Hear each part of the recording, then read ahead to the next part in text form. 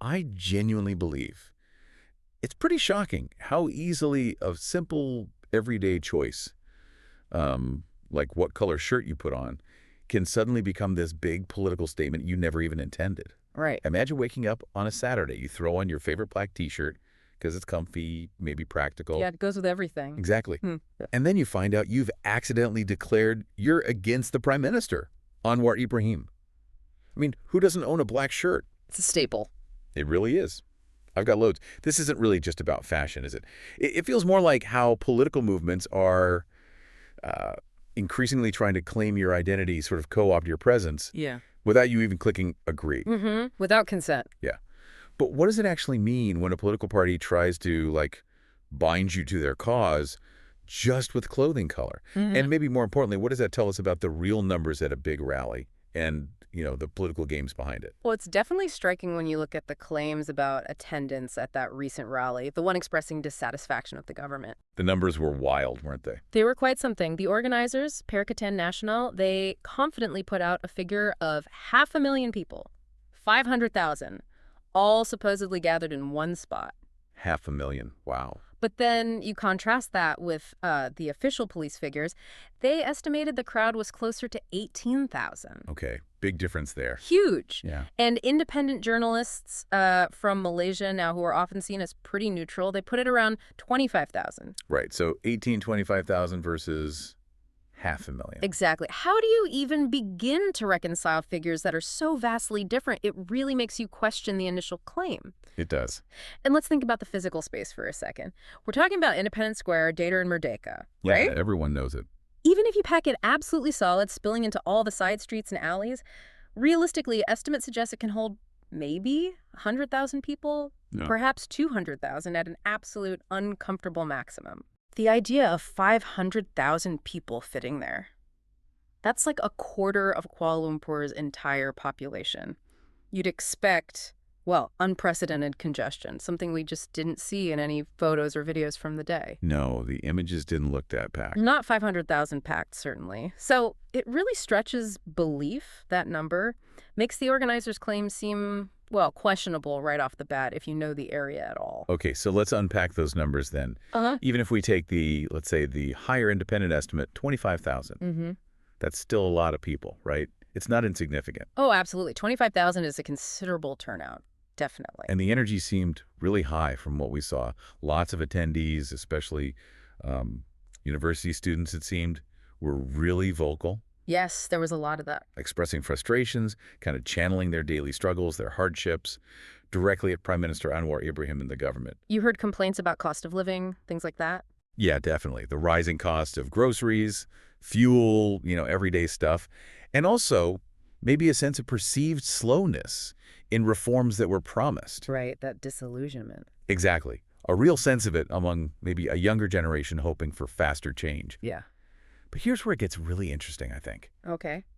Despite what seems like pretty widespread unhappiness with the government reports suggest the Malaysian Chinese community, for instance, isn't too pleased.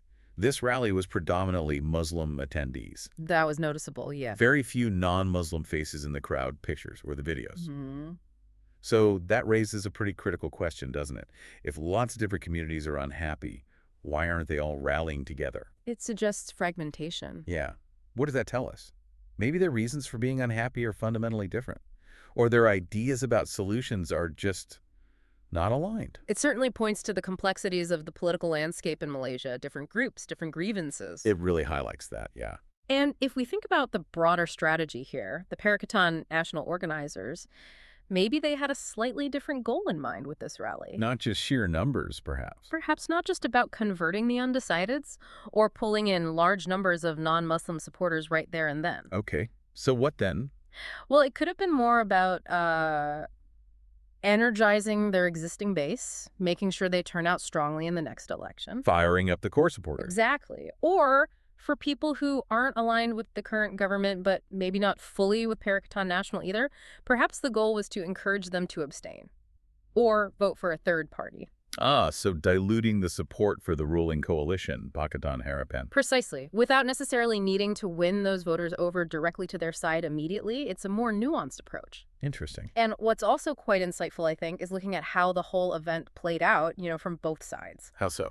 The government, under Anwar Ibrahim, they didn't resort to the heavy-handed tactics we've sometimes seen in the past. No water cannons, no outright bans. Right. It seemed relatively calm from the authorities' side. Largely allowed to proceed peacefully, yes. And crucially, the police reports noted that the opposition speakers themselves were careful. They deliberately avoided those really sensitive topics. The 3 R's. Exactly. Race, religion, royalty. These are usually major flashpoints in Malaysian politics, and they seem to steer clear this time, according to the reports. That is noteworthy. It is. And this measured approach, really from both sides, in such a big politically charged rally aimed right at the Prime Minister. It does make you wonder, doesn't it? Wonder what? Does this maybe signal a sort of growing maturity in Malaysia's democracy, where dissent can be expressed, even strongly, but within certain bounds, and it's accommodated rather than just shut down? A peaceful, large-scale challenge. That's quite rare. It felt quite rare, yes. Especially concluding so peacefully. That nuanced strategy and the peaceful outcome brings us back to where we started, doesn't it? The visual stuff, the subtle signal. The black shirts. Yeah. So what does this actually mean for your Saturday wardrobe? Because Party Islam Si Malaysia, the Islamic Party, they had this very specific call to action. And frankly, it was quite clever. Wear black on the rally day. Simple as that. But here's the twist. It wasn't just for people going to Dataran Merdeka. For everyone. For everyone across the country. The message was, show solidarity, show you also want to topple Anwar Ibrahim. Right, a visual petition almost? Kind of. Imagine you're just out, maybe having your roti canai for breakfast. Standard Saturday morning. Totally standard. You're wearing your comfy black shirt, and bam, suddenly you're making a political statement you had zero intention of making. Especially with the timing. Exactly. Yeah. This wasn't announced days before, giving people a chance to think about it. It apparently dropped on social media around 1 p.m. On the day itself? On the actual day. After most people are already out, dressed for their weekend. It really felt like being sort of subtly press-ganged, Yeah, co-opted is the word. It's a textbook move, isn't it? Trying to inflate how much support you seem to have.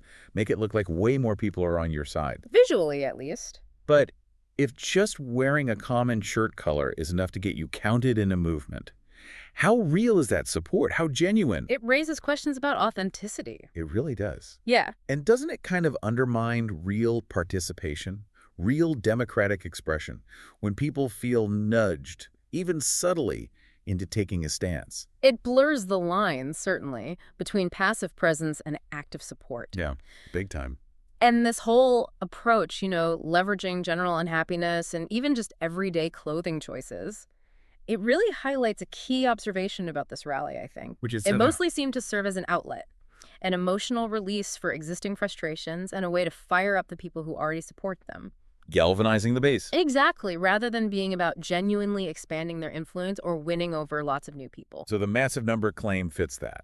It seems to be the main tool, doesn't it?